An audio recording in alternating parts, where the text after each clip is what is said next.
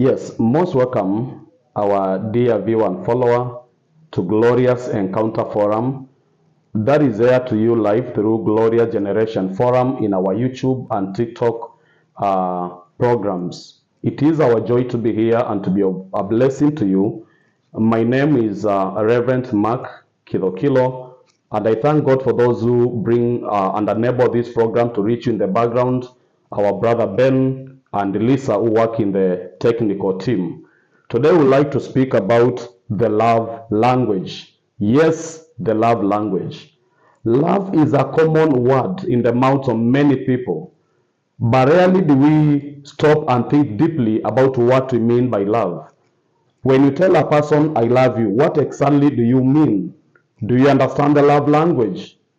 One researcher has written a book, and in that book, in his theory, he has brought forth and spoken about the love bank theory.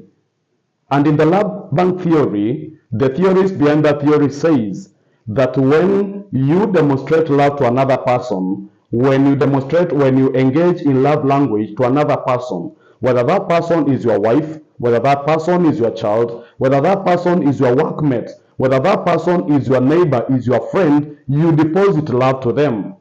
But when you do something that hurts them, when you do something that discourages them, when you do something that makes them feel a distance from you, you will withdraw love from them. So when you engage in withdrawal of love from your partner, from your friend, without depositing, at the end of it, after some time, you will realize that some coldness begins to drift in, that a distance between your heart and their heart comes in, and you feel you are not connected with them. This is because you have been withdrawing love in the love bank in the heart without depositing. Love, I define love. In my book, Marriage Glory, I've defined love as the universal language. Love is a universal language.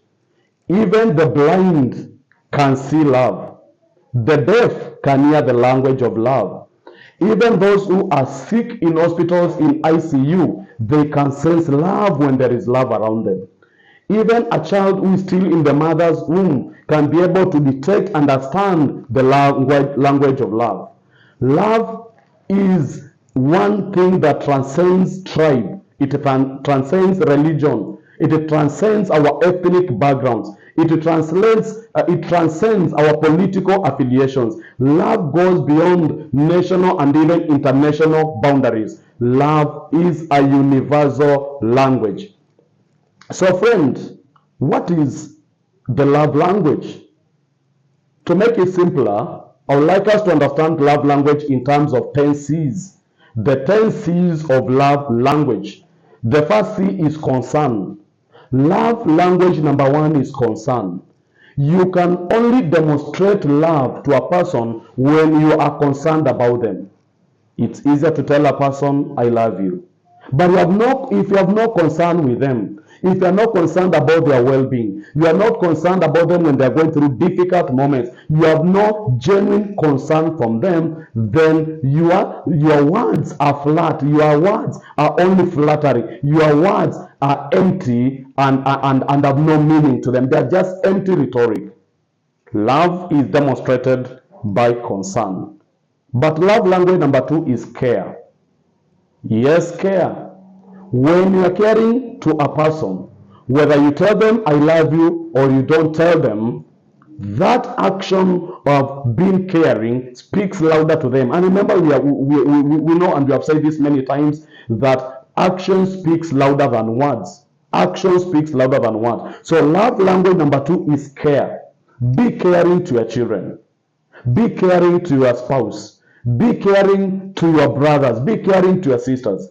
Be caring to your friends. Be caring to others. Don't be jealous. Don't scheme against others. Be caring. Care speaks and demonstrates love to others. The third C in our love language of 10C series is collaboration. Collaboration is partnership. Collaboration is working together as a team. Collaboration demands that sometimes you'll be ready to come down of what you stood for the sake of the common good. Not coming down in terms of getting into evil of what is wrong, but trying to understand the other person so that you can collaborate and work together as a team. Sometimes you may be a very quick walker and the other person is slower. If you're not ready to slow down in order for you to collaborate and work together as a team, then you'll not be demonstrating love. Collaboration is very important. Are you a leader? Are you a business person? Are you a spouse? Collaborate. Build partnership with others. Work with others for the common good. Don't work against others. Work together with others. Build strong teams, because collaboration is love language number 3. C, number 4 in our love language is communication. When you are not ready to communicate with a person, it shows that you don't love them. And communication is two-way. Communication is not just about speaking, it's also about listening. It's about sending information and be open to receive feedback. That's what communication is. Friend, we need to open channels of communication. We need to ensure we have effective communication, strategic communication. You are an employer, you are a leader, you are a CEO, you are a manager. Ensure you engage in strategic communication. Listen to other people, not just listening in terms of welcoming busybodies to bring in Shene, and such kinds of things. It's about strategic communication, ensuring that you have open channels of communication which is geared towards the establishment and the realization of the goals of the existence of that situation. If it's in a marriage, man, be ready to listen to your wife. Research has said that women, in the bulk of the words of women, they can speak almost 2 times a day than a man. A woman can speak up to 15,000 words in a day, while a man can speak between 7,000 to 10,000. So a man, you need to be a good listener. When a person comes to you, many times we think communication is about you speaking. Communication is also about listening. So communication, if you're ready to engage in communication with another person, whether through a phone call, an email, WhatsApp chatting, one-on-one conversation, communication is one of the issues or area that demonstrates love. Number 5, conscious. The love language number 5 is conscious. You need to listen to your conscience. When you are doing something to somebody, you need to listen to your conscience. Is this good? Is this right? Are these thoughts that I'm holding about the other person good? Is this that I'm speaking about my spouse, about my employee, about my employer, about my client, about the other people, about that friend? Is this good? Conscious. It's important to listen to our conscience, to follow our conscience. When we follow our conscience, many times we never go wrong. We will uphold integrity. We will not engage in evil. We will not engage in corruption. We will not engage in ethnicity. Love language number 5, or C number 5 of love language is conscious. Number 6, commitment. I've said and I've argued in my book, Marriage Glory, that what holds people together in marriage is not love. What holds people together in marriage is commitment. Sometimes when love goes down according to the love bank theory, you may feel that attachment, there's some distance that comes into a marriage or into a relationship. But commitment is that decision that you made. You are very deliberate that this person, I'll ensure that I love them. They are my spouse, this is my children, this is my brother, this is my friend, this is a human being like me. I am committed to doing good to them.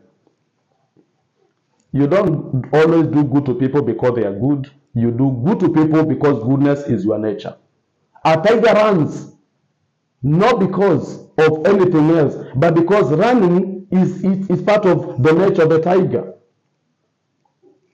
We should not love people and be committed to them because of what we gain from them. It is because love and commitment is our nature. Faithfulness needs to be our nature, and therefore we need to be committed to the noble cause. Love language number 6 is commitment. Be committed to that marriage, be committed to that friendship, be committed to that noble endeavor that you engage in. But love language number 7 is compromise.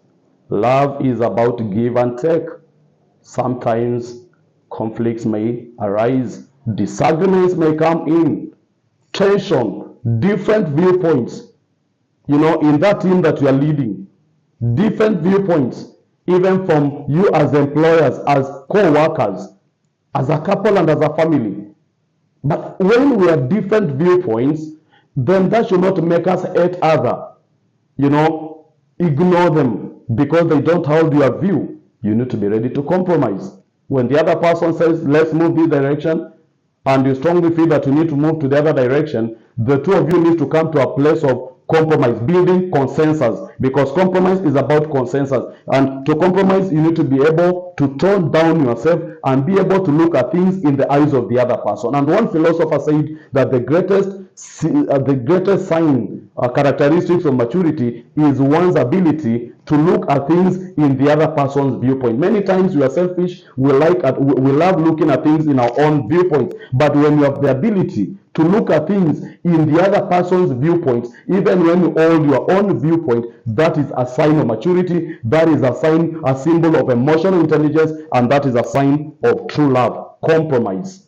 Be ready to compromise. Not compromising in the sense that you engage in evil, you engage in corruption, in wrong, but compromise in the sense that you understand and you appreciate the viewpoint of the other person, and you are ready to build consensus together with them. Number 8, love language number 8, C, is considerate. You need to be considerate. Be considerate of the other people's ideas. Be considerate of other people's input. Be considerate of the other people's viewpoints. Don't be a dictator. That's what we mean. When you are a dictator in your marriage and you tell your spouse, I love you, they will struggle to see that love because you are not considerate of them. Be considerate of the feelings of others. I've seen people embarrass others. I am a clergy. You decide to embarrass a church member in front of the others. I am a leader. You embarrass other people. Even if they did wrong, the worst sin that you can do to other people is embarrassing them. Don't embarrass others. Be considerate of the feelings and the emotions of others. And what happens to us is recorded in the mind, and that can easily be forgotten in court. But how you make other people feel, it shall be very difficult to be forgotten. That's why somebody said that I might forget what you say to me, but I never forget how you made me feel. Feelings, our emotions, leaves a lifelong scar. They leave a lifelong mark.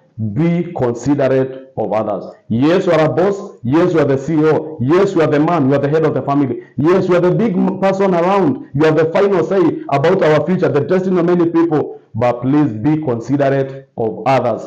Handle others as human beings. Handle that colleague. Handle your spouse. Handle your children be considerate. Be patient with them. Be considerate with others. Love language number 9 is connection. Connection. Connection is not just physical. Connection needs to be spiritual, social connection, emotional connection, mental connection. Love language number 9 is connect. You need to be able to connect with other people. And to connect with other people, you must be able to put yourself in their shoes. You need to be empathetic about other people. You need to build your social capital. You need to be supportive of the endeavors of other people. You need to hold the hands of other people and help them be a destined helper to other people. Connection. Work towards building emotional connection, spiritual connection, mental connection, psychological connection. Connect with other people. And finally, C, number 10 of love language is contribution. Contribution. What is your contribution towards your spouse? How are you making a contribution in empowering your spouse, in making them better than they are? What is your contribution towards the well-being of your children? What is your contribution towards the well-being of that institution? I work in the church. What is my contribution to the well-being of the church? This contribution needs to transcend my selfish interest, because many times you have a lot of selfish interest, but when you're around, you're only looking for power, position and all this. No, we need to look at contribution for the well-being of that institution, for the well-being of the world. What is my contribution in making the world a better place? Contribution. Love language number 10, C number 10 is contribution. May we all be committed in making a contribution in bringing joy to those who are crying. Let's all be committed in making a contribution in building, bringing harmony, bringing laughter, bringing joy, bringing success, holding the hands of others and help them succeed.